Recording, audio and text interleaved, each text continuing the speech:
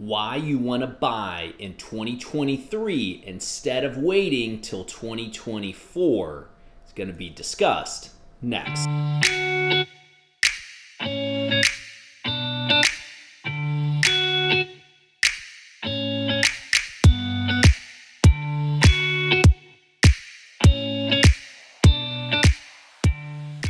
Hey there, my name is Ryan Skaggs, and this is the Mortgage Minute. This channel is dedicated to everything mortgage, real estate, and interest rates. We're going to start with the interest rates. We had a nice drop in rates from week over week. According to Freddie Mac, we are now at 6.78, according to the screen behind me here. That is basically down about 20 basis points. We were almost hovering at 7% last week. You can check out the link below to the weekly survey. We saw a really nice kind of data-driven week where, hey, inflation isn't as bad as what we thought after a previous week that was the exact opposite. Oh my gosh, inflation is worse. So again, that link below, you can check out the average 30-year fix according to Freddie Mac.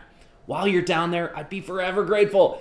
Hit that like button, hit that subscribe, and click that bell icon to be notified as I'm putting out weekly videos on the channel. Now, the topic today, why you want to buy in 23 with these crazy high rates rather than wait till 24 or 25 where you potentially have lower rates. So I was reading an article recently. It said just over 51% of millennials now own a home.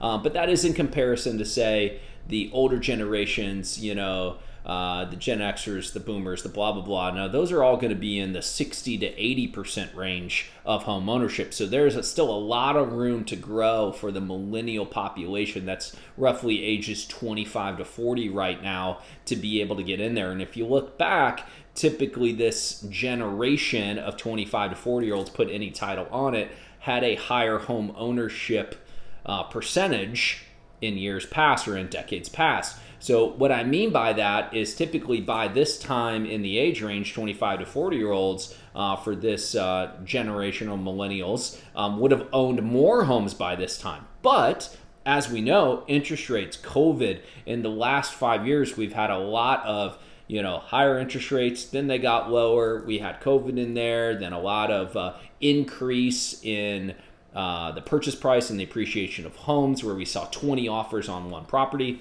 Well, the reason I want to kind of come back now and look at 23 versus 24 is that in 24 and 25, I do believe interest rates are going to be lower. Every projection shows that we're going to have lower interest rates in that 24 and 25 period of time. I also believe we're still going to be short on inventory.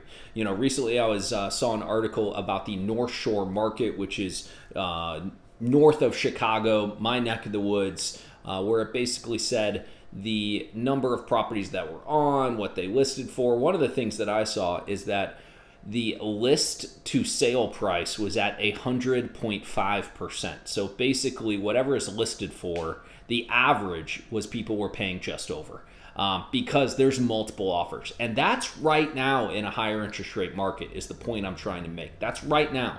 If we see more millennials and more home buyers and generations behind millennials, I'm 41, but we see generations behind me kind of come in into our late 20s and early 30s, and these millennials come in and are going to push that home ownership chain. Not only did the people that maybe buy a home in 2019 that are locked in with that lower interest rate, I've done a video on that before, but we're also going to see a new set of home buyers that have been waiting on the sidelines for rates to get potentially lower. So we're still going to have a low inventory. We're not building enough to catch up, but we're going to have this influx of additional buyers. So as a loan officer, I'm really excited for 24 and 25 because I think those are going to be excellent years, not only for refinances to come in, but as a purchase-driven loan officer, someone that's really focusing on the purchase business, I see it really increasing in future years. I'd love to hear your comment. Do you agree with me? Do you not agree with me? What do you think is going to happen?